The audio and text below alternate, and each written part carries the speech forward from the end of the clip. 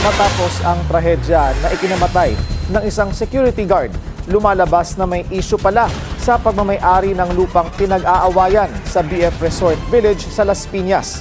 Ang detalye sa exclusive agenda report ni Hannah T. Walang consent mula sa BF Homes Incorporated ang paggamit sa clubhouse property ng BF Resort Village sa Las Piñas. Ito ang nilinaw nila sa mga liham na ipinadala sa Barangay Talondos, City Engineering Office at Business Permits and Licensing Office ng Las Piñas.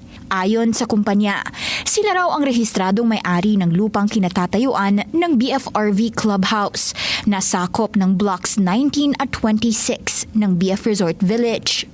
Sa clubhouse na ito nangyari ang komosyon noong March 4 na nagresulta sa pagkasawi ng isang security guard nang paalisin ng Pangulo ng BFRV HOA Incorporated na si Juan Toral Balya at mga kasamahan nito.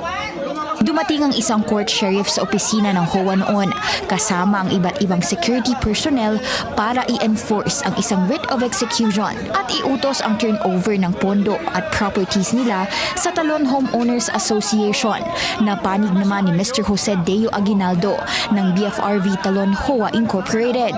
Kita sa video ang pagkabasag ng main door ng opisina nang bulabugin ito ng ilang kalalakihan. Sabi ng BF Homes Incorporated, bilang may-ari ng lupa ng clubhouse, nililaw nila ang kanilang posisyon para raw makatulong sa pagpapanumbalik ng kaayusan at maiwasan ang paglala ng sigalot sa komunidad. Yan ay regardless whether or not inimplementa ang writ of execution sa tama o maling paraan. Kaya naman, muli nilang giniit na wala silang ini-issueng bagong authority to use o affidavit of consent para magamit ang nasabing property. Sakaling may mag-apply ng anumang barangay clearance, business permit o building permit na gagamit sa nasabing lugar na walang pahintulot mula sa BF Homes, hiniling nila sa LGU na alalahanin ang kanilang sulat. Sa ngayon, ang kampo ni Aguinaldo ang nag-o-occupy ng nasabing clubhouse. Sinusubukan pa namin makakuha ng pagkakataong makapanayam si Aguinaldo pero hindi pa kami binabalikan ng kanyang kampo.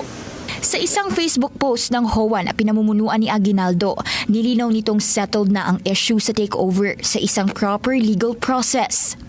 Ayon sa kanila, expired na raw ang corporate term ng naunang HOA ng BFRV-HAI noong February 11, 2024 at dahil hindi ito nakapag-renew ng registration, otomatiko raw itong na-dissolve ayon sa batas. Kahit daw may panahon pa ang isang na-dissolve na organisasyon para ayusin ang natitira nitong mga obligasyon, hindi na ito maaaring magpatuloy bilang opisyal na homeowners association ng komunidad. Dahil dito, nang mag-apply ang BFRV Talon HOA Incorporated para sa registration noong May 29, 2024, wala na raw legal na nakarehistrong HOA sa lugar. Kaya para sa kanila, walang misrepresentation na nangyari sa kanilang application. Una nang nagreklamo sa BNC ang isang taga-BFRV dahil sa hinaing niyang tila na nakawan daw siya ng pirma matapos itong lumitaw sa application for registration ng HOA ng kampo ni Aguinaldo nang hindi niya alam. Wala pa ring pahayag ang kampo ni Aguinaldo tungkol dito.